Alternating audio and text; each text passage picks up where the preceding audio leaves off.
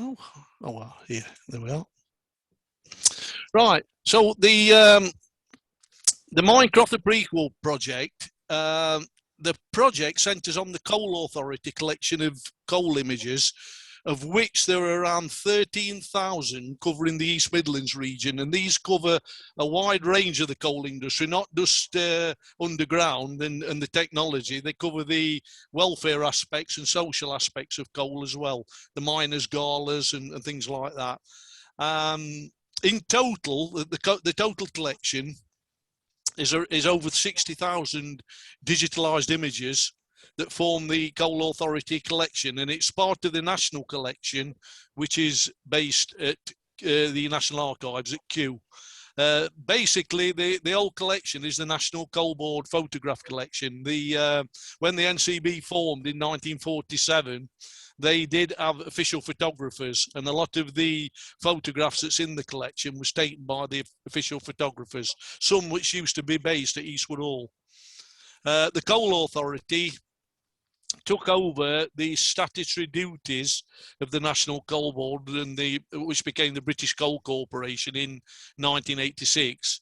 It privatised in 1994, at the end of 94, and the Coal Authority took over the statutory duties. It's based in Mansfield, and at that place they've got the records office, in which all these the abandonment plans, all the different records of the mines, and along with this photograph archive. Now, the project the idea was a joint initiative between Nottingham Trent University with Natalie on the top left-hand corner there, who's now Professor Natalie Brabber. The Coal Authority itself is Ellen in the bottom left-hand corner. She's a records manager, Ellen Simpson. And we also got on board with us the Derbyshire Record Office at Matlock, which is Sarah here. Of course, they know how to do the archiving of photographs and I deal with them. Regarding funding, we got to initially put an application into the Heritage Lottery around 2 years ago, which unfortunately was turned down, but we are reapplying that one. That's gone back in. The idea here, you can see off the flow chart here, this is the coal collection here, the tangible bits of it, and then the idea is to add knowledge capture. A lot of these photographs, the problem with them is there's a lack of information attached to a lot of the photographs, or in some cases incorrect information.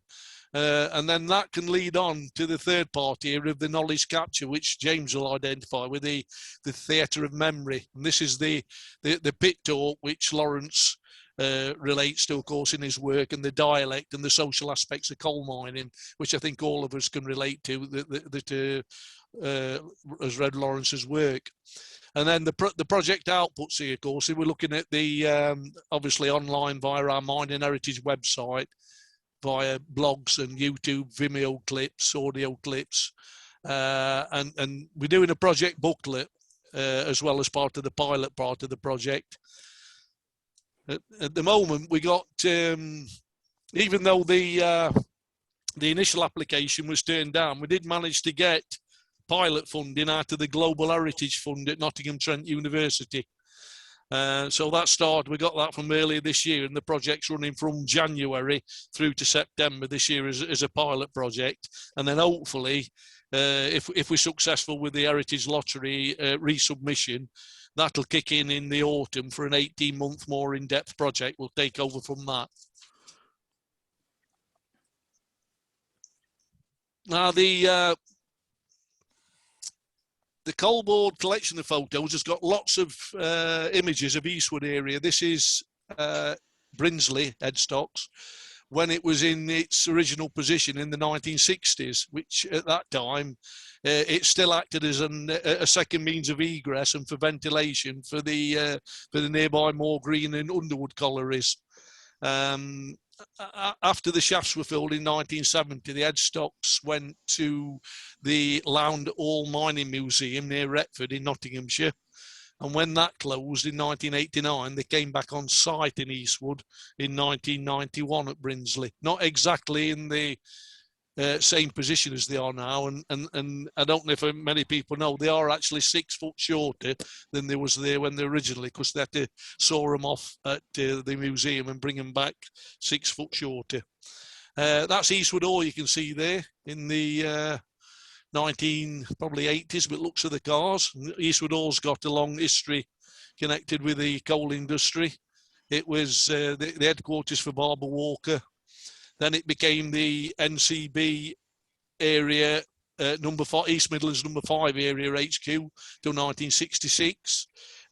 Public relations, and then from 1986 until 1994, it was the operations HQ for the British Coal Corporation. So all your people, your Ian McGregors and Scargills and all the people of the world like that have been there and met at times at Eastwood Ore. And this is another one of the photos of, this is the Moor Green, up at which was the last bit in Eastwood, closed in 1995. And you can see there the what we all have to do on them type of seams, crawling along. That's why all us miners has got now in older age have got bad knees, because you were crawling along coal faces, typically like you can see there with 2 foot 10 inch seam height and that, and you've got to crawl through them on your work. So that's an example of some of your photos. Now, getting the information, the metadata I mentioned, we've had 4 case studies as part of this pilot project. 2 collieries, one in Leicestershire, Bagworth Colliery, which was the last one to close in Leicestershire near Colville in 1991. Bestwood Colliery, which is just down the road north of Nottingham, where the headstock and the engine house is preserved there. That closed 1967. We've used another one, coal cutting machines through the ages. So there's a whole lot of images that show the history of coal cutting machines and mechanisation at the coal phase. And the one what we're considering tonight, the Rev Cobb collection. So basically we considered 2 collieries, one that looked at the history of technology and an historical one, which is the Rev Cobb one. And how we've actually got that information, we've involved various local groups and community organisations. There's a Leicestershire group of former miners that provided the information for Bagworth Colliery. Bestwood Colliery, the one you can see here, was provided by the Friends of Bestwood Country Park, and a small group of them there. A group at Bilsthorpe, headed by a former mining colliery surveyor, provided the information for the coal cutting machine. And then I'll get on to the Rev Cobb bits as we go through the talk, where we got the information for the photographs. Right, the Rev Cobb. So who was he? This is him here, you can see, at the Eastwood well shaft. So this is the Rev Cobb here, having the dog belt put on him, about to go down this little kibble. And this photograph has actually caused us a bit of a problem, because I'm not aware exactly where the well shaft was. This type of working, to me, was one what typically was used when they had the strikes, and they had 2 significant strikes in the Eastwood area. One in 1908 over the introduction of coal cutting machinery, ironically, and then the 1912 minimum wage strike. So, but this is the Rev Cobb about to descend the well shaft here down in this kibble there. So so the Francis William Cobb was born in Barnsley, 1872. The youngest of 5 sons of the Reverend Clement Francis Cobb and wife Emily. There's a long line of clergy in the family. There's his grandson, Andrew Bailey, who has joined us tonight, was a vicar for many years, including a period at Langley Mill, just down the road there, in the 1980s. So the Reverend Cobb, FW Cobb, was educated at Marlborough School, Cambridge, from 1892 to 1895. Was ordained in 1896 and became curate of Christ Church, Gypsy Hill, London, staying there until 1899. He married Emily Gertrude Corston on 29th of June 1899, at which time he moved to St John's at Boscombe in Bournemouth, where he was curate until 1902.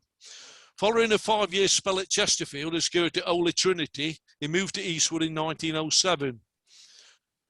He was rector at Eastwood for the 10-year period, as mentioned, from 1907 to 1917, and it was during this time that many of his photographs were taken. Following his time at Eastwood, he became Forces chaplain in 1917 and then moved to various churches around the country in Surrey, Buckinghamshire and Essex. He died on the 24th of August 1938. Now, some of his photos, getting onto his photos, these are an example. You can see the cricket one, you can see at the top there, that is the Webster brothers who were cricketers at Eastwood. So you can see them in the pit togs as well as the cricketing whites.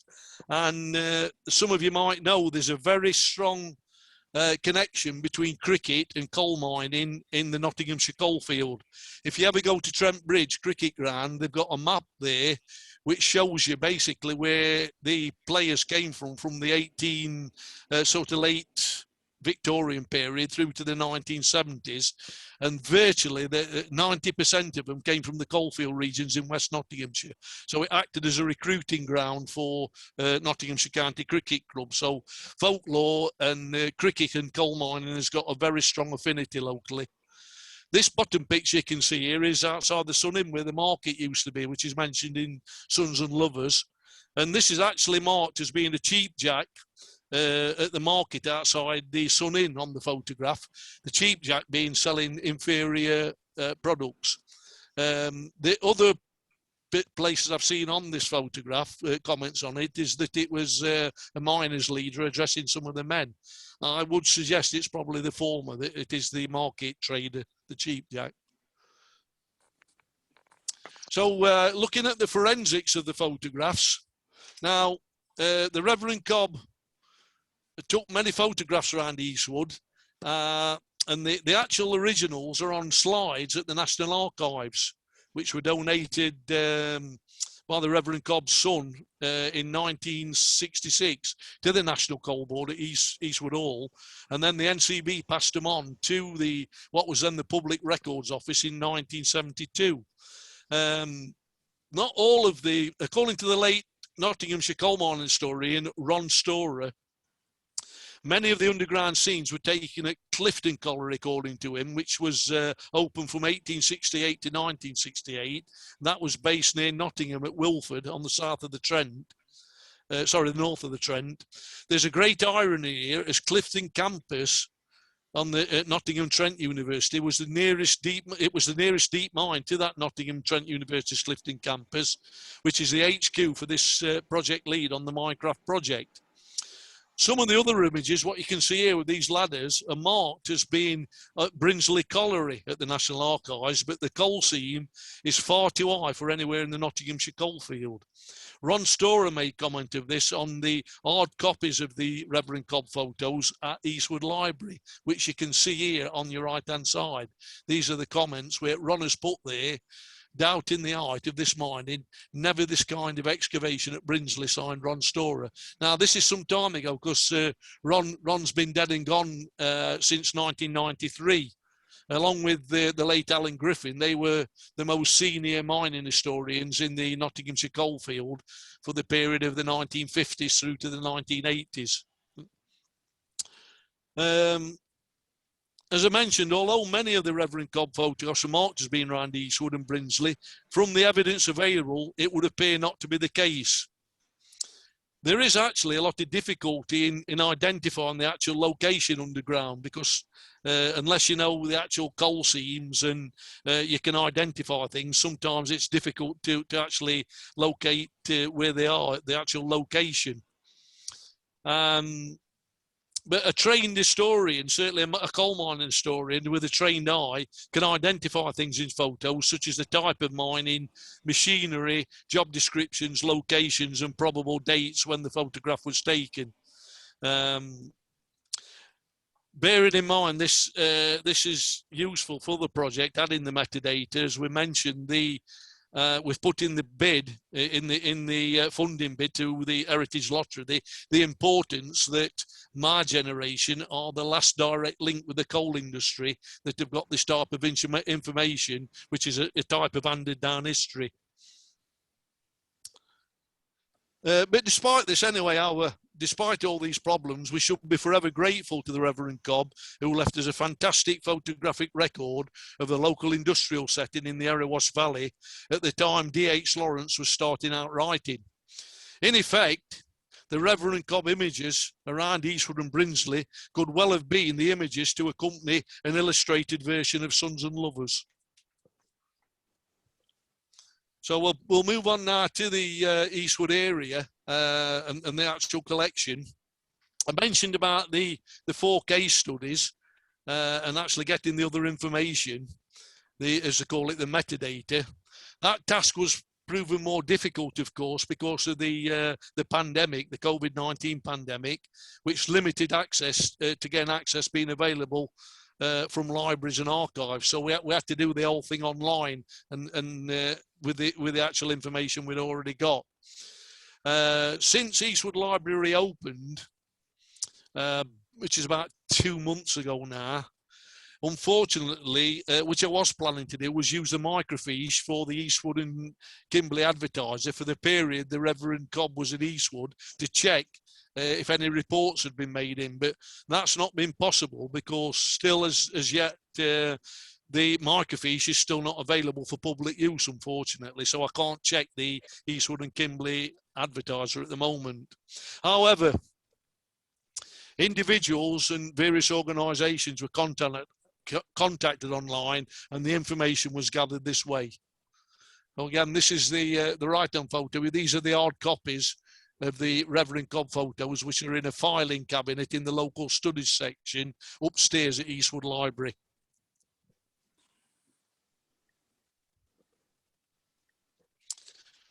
Another most interesting book, Ron Storer mentioned, the late Nottinghamshire historian, did this book, which coincided with the finish of mining locally around Eastwood and Selston Parish in 1985.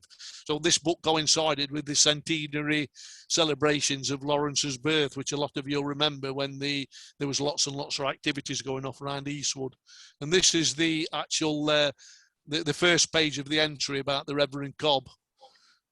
Which comes under the latter part of the book, known a section under Eastwood Worthies. So the Reverend Cobb is one of those. So that provided much information.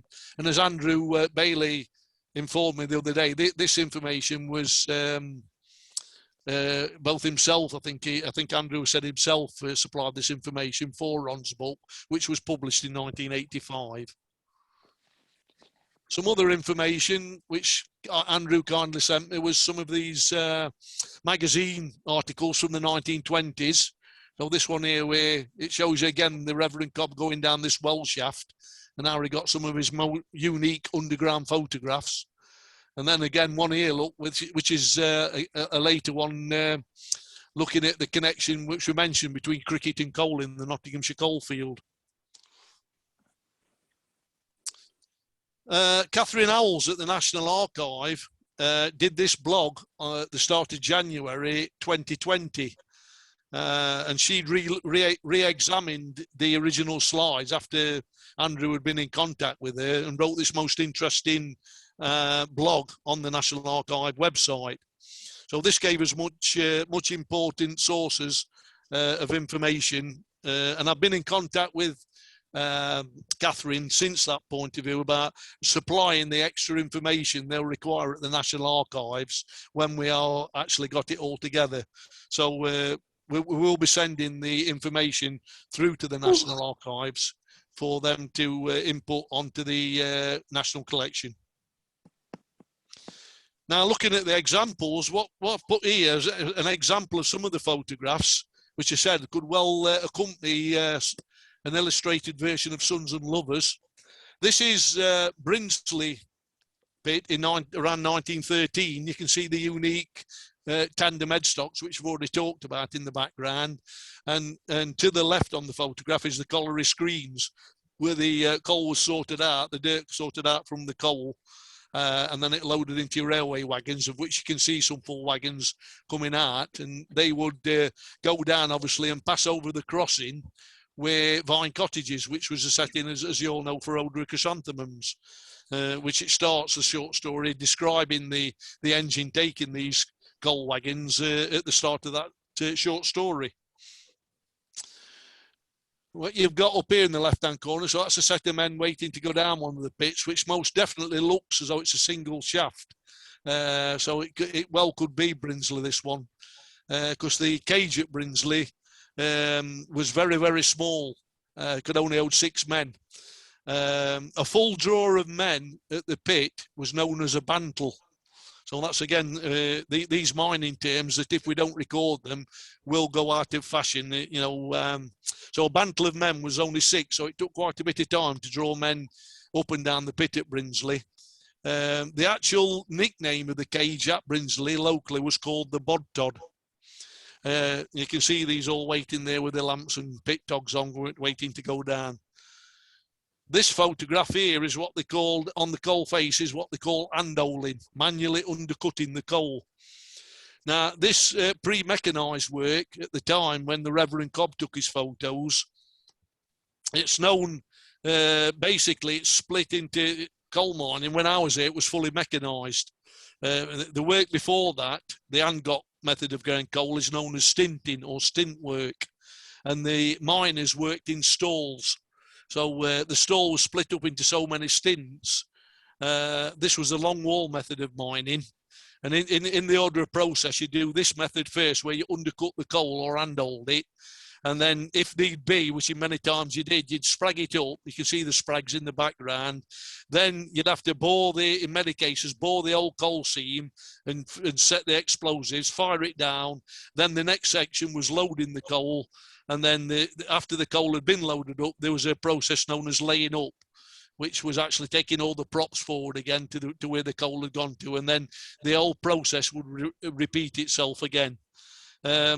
Arthur Lawrence, which we'll get to later shortly, he would be in charge of these stalls as a butty or a contractor. So they was the middlemen between the coal company and actually employed colliers.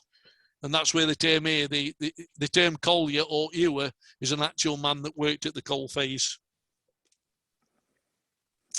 Again, this photograph here is stemming the powder, the explosive. So after they'd been through and bored the coal seam, they'd actually put the explosives in and then prior to blasting them down, and then it'd be loaded up with, ironically, they loaded the coal up when it had been fired with forks and that, which were normally about either 2 1/4 or 2.5 inches long, because the small coal was no good. It was lump coal they wanted. So basically all small coal was thrown up into the gobbins out of the way, and it was the large coal which went up the pit. All of you will probably be aware of this, well, definitely be aware of the story of preparing the powder, which is mentioned in Sons and Lovers, when Morell tells the story, the kids the story about the pit, including the story about Taffy the pit pony. Later, of course, this job became the preserve of shot firers and deputies, which were colliery officials. And this is this photo here is some ganger lads. Ganging lads is haulage. So they basically they take equipment like props into the pit. And at that time, pre-conveyor days, they would bring coal out with the pit ponies in tubs, in a set of tubs to the pit bottom, where they would then go onto the cage, go up the shaft, and then go into the screens, to the checkwaymen, and then to the screens. And that was the method of getting coal out at the time the Reverend Cobb took his photographs. Later, of course, conveyors replaced this method. And then by the time I started in the pits in the 1970s, everything was fully mechanised at the phase. Also, these lads, as well as ganger lads, which this lasted right until the end, the last pit ponies went out the local pits, which were left in the early 1970s. But at the time of the Reverend Cobb took his photos, some of these lads, they're also known as drivers, if you check some of the old signing on books from the pit at the time. And this is, again, this is a coal that's come up the shaft. This is the coal coming off at the pit top. Again, this could well be Brinsley. So it certainly looks like a single deck, a single shaft cage. It'll be double deck. You'll have 2 decks on it. And you'll see the tub there. You can see it's marked from the stall it came out of. Because what happened here, when the tubs had to come out a certain part of the pit, they first went to a chap called the check weighman. And he was the chap to ensure that there wasn't dirt in it or small coal. If there was dirt or small coal, the men would be fined, or in some cases fired. The chap that was employed at the pit top, in charge of the pit top there, was called a banksman. So this is, you can probably see the banksman getting the coal off, ready to go to the check weighman and then to the colliery screens. And this photo is the colliery screens, or the preparation plant as we knew it later on. And what these chaps are doing there, the coal's coming down this conveyor, down to the screens, and then it will fall below here into the railway wagons, and they are picking here bits of dirt out of it, which in mining terms it were known as bats. So the actual process at that time, this manual process of sorting the coal, was called bat picking, and this is what these chaps are doing here. Now we mentioned Arthur Lawrence, of course, and Arthur was a contractor or a butty. And this photo you can see here, which I think is a stage photo, this is the butty in the middle here, where he's actually paying his team out. So traditionally you would have 6 men, 4 to 6 men working in a stall. Each one would have a stint, and then he's actually sorting the money out here, which it were all done on piece rates. So he got paid so much a ton. And that's what the butty's actually doing now. Now, in reality, I don't think there's no way that a butty would show the men the actual, unless it was totally fair, because the butty system has got a very bad publicity in history. Eventually, it died out in the late 1930s. But traditionally, the butties, they dealt with what you would now know as human resources, and there was the economic arm of the coal-getting operation at that time. So there was lots and lots of disputes. People tend to remember the big disputes in coal industry in 1893, 1912, 1921, 1926, and then later 72, 74, and the 1984-85 dispute. But back in history, the vast majority of disputes were between teams of men and the butty, which were very small disputes, which soon, they might last a shift and then they'd be over with. This chap on the left, you can see here, this is a canister, a powder bag, what we call, and that's where he carried explosives in, this one there.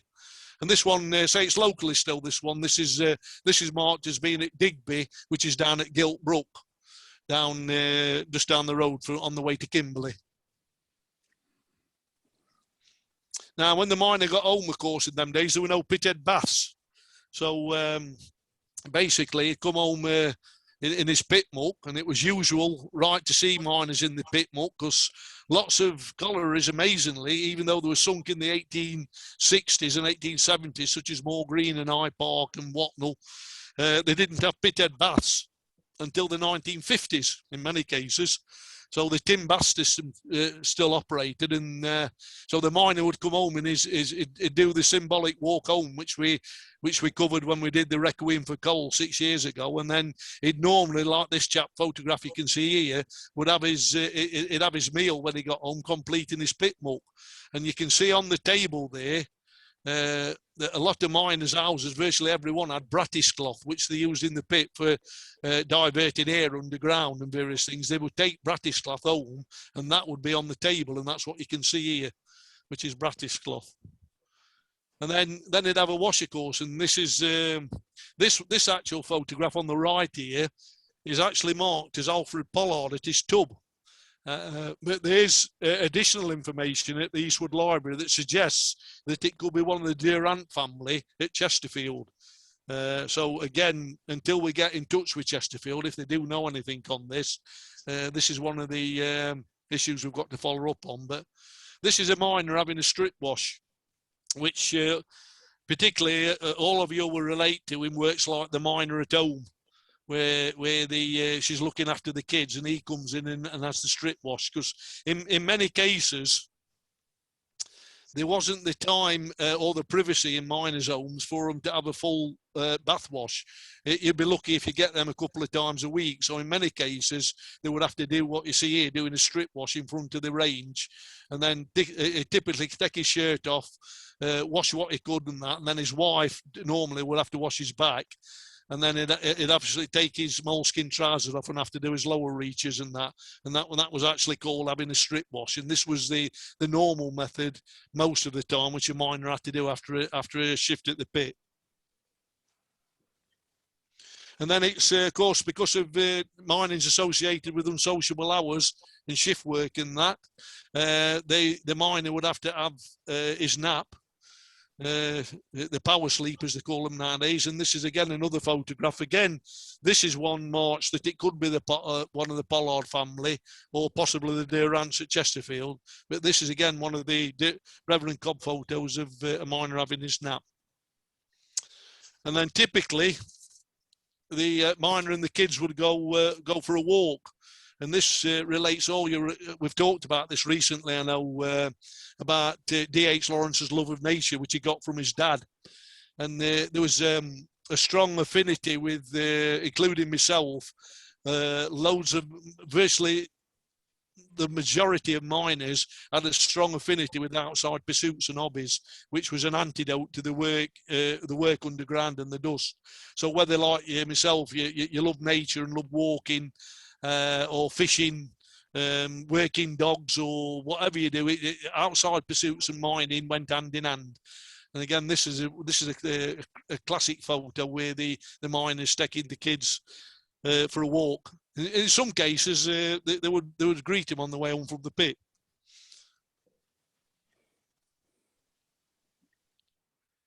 Now this one's marked as being personalities at a coal Staithe.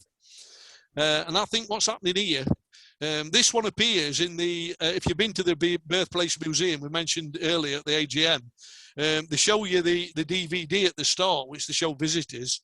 And on that DVD, it's mentioned that this is the tough mining community of Eastwood, where Lawrence had trouble fitting in with. But I don't think that this is actually the tough coal mining community that it mentions on that DVD. This is more of a amateur dramatic group at the coal Staithes, and not necessarily in Eastwood. I certainly don't recognise the background, so it could be anywhere. But so this one's probably more correct. The personalities at coal Staithes. And there's another photograph that accompanies this one, where one of the personalities is actually playing an accordion. So I think it's a similar type group as to what you got in The Lost Girl, with the circus group that comes in The Lost Girl, these travelling amateur dramatic groups. And I think that's what's going off here. And then there's some photos that show outcropping of coal. Interesting you've got here. And this normally and most definitely happened most of the time when the strikes are on. So during the Reverend Cobb's period at Eastwood, I mentioned there was a 1908 strike against the introduction of coal face cutting machinery. And then, of course, the 1912 minimum wage strike. And what they did there, because the coal is pretty shallow in the Eastwood area, it's on what we call the outcrop or the exposed coal field. If you know where to go into the hillsides, you can actually fetch the coal out. It is inferior quality coal, but of course you do need the coal at that time to keep the range going, because without the range you can't cook no food. And certainly in the 1921 and 1926 miners' lockouts, outcropping around Eastwood was massive, and it was organised by some of the butties on a commercial scale. Certainly Joe Birkin was influential in that. So again, we don't know when this is, but it's most probably you could say it's during the 1908 coal cutters strike, or it's the 1912 minimum strike where the outcropping coal around Eastwood. Now, I mentioned earlier on about the project, about the interesting bit about going to a narrative or a storyline. And this one's an interesting story because the photograph you see here is just marked. Its reference at the National Archives is Cole 13-100-114, and it's simply marked as manager and under manager. But after consulting Ron Storer's book, I found out the chap on the right there is a chap called William Dunn, who was born in 1863 and lived till 1945. He started working as a 12-year-old ganger lad in 1875 for the Barber Walker Company at both its Eye Park collieries, which is up near the reservoir. Eye Park Colliery was, and Brinsley Collieries, and he worked for a total of 61 years for the company, and he made his way up through the company, becoming a deputy and then a colliery under manager. And his certificate, he achieved a second-class certificate of competency, number 778 in 1889. And interestingly, this certificate of competency you can see on the right is my dad's. It's the old man's. And on my birth certificate in 1957, my dad's occupation is a mining student, and this is when he was studying for the first-class certificate of competency, which is, it's known in mining terms as a manager's ticket. Interestingly, which you'll find amusing, my sister, who was born 18 months before me in 1955, my dad's occupation on her birth certificate is coal face worker, in brackets stripper. Anyway, my dad, even though he got a manager's ticket, he finished in the industry in 1986. And he stopped as a colliery official, as a senior overman, so he never went on to the actual management. He stopped at that level. But Jack Hand, who was a local well-known manager, who's sadly now also dead and gone, it was Jack Hand and my dad that did the studying together in that period of time in the late 1950s. I'll just go back to that one. So I'm telling you the story about the Dunn family. Anyway, 3 generations of the Dunn family worked in the pits around Eastwood. There are 2 interesting strands to William Dunn's life there, the under manager. His father, William Thomas Dunn, was the ostler who was killed as a result of an underground explosion at Brinsley Colliery on the 10th of June, 1883. The deputy, Charles Wright, was also killed along with 14 pit ponies which were in the pit bottom stables as a result of a fire damp explosion. Now, at that time, Brinsley was still a naked light pit that could still be used because it was unusual for fire damp to collect. But what had happened is they used to turn the fan off at the weekend, and this the gas had collected, and as a result, unfortunately, they lit a naked lamp and the gas had collected and resulted in the explosion, which killed Charles Wright and William Thomas Dunn. Now, the interesting bit as regarding Lawrence, his son, William Dunn's son, who was also called William, was born in 1888, was a teacher at Underwood School at the same time as Jesse Chambers was teaching there. He was also friends, so William Dunn's son here was also friends with D.H. Lawrence, and he used to visit the family home at Broad Lane in Brinsley. Now, William Jr., who was born in 1888, he was wounded in the Somme offensive in 1916, and when he'd recovered, despite pleas for him not to return to the war, he was a patriot, and he returned to the front, where he was killed in action on the 24th of March 1918, aged 29, and left a widow of just they'd just been married 6 weeks. So that's one of the interesting strands of the stories, what can come out of the storyline that can come out of the photographs. Anyway, concluding, the Rev Cobb collection was the most interesting of the 4 case studies as part of the Minecraft project. As I mentioned, 2 of the other case studies looked at individual collieries, and a 3rd one looking at the technological advancement of coal cutting machinery. The Rev Cobb case study gave us a chance to have a look at the older historical aspect of the photograph collection. We've got plans to do a project booklet, which I'm currently putting together now, and that will be out probably about September time. So I'll inform you when that one's out about the booklet, because there will be a bit about the Rev Cobb collection as well as the other case studies in the booklet. Josh Allen's a young contemporary historian and photographer who did a blog on the Minecraft project about 6 weeks ago, which you can find at that part. I'll send the details through to Brenda and Alan for that if you need to have a look at that. So he's based in Solihull, and he got interested in what we was doing with the project. Again, online, there'll be stuff going online again via blogs, image galleries on our Mining Heritage website, which you can find there at miningheritage.co.uk. And then finally, as I mentioned, hopefully we should get to know by the end of August whether we've been successful with the resubmission of the funding bid to the Heritage Lottery, so we can do a more in-depth 18-month project which covers more aspects of the collection through parts of the former coalfields of the East Midlands. And I'll be putting this talk, I know you recorded it, if you recorded it we can put that online, and I'll possibly do a blog on it as well, looking at it. So that's me finished.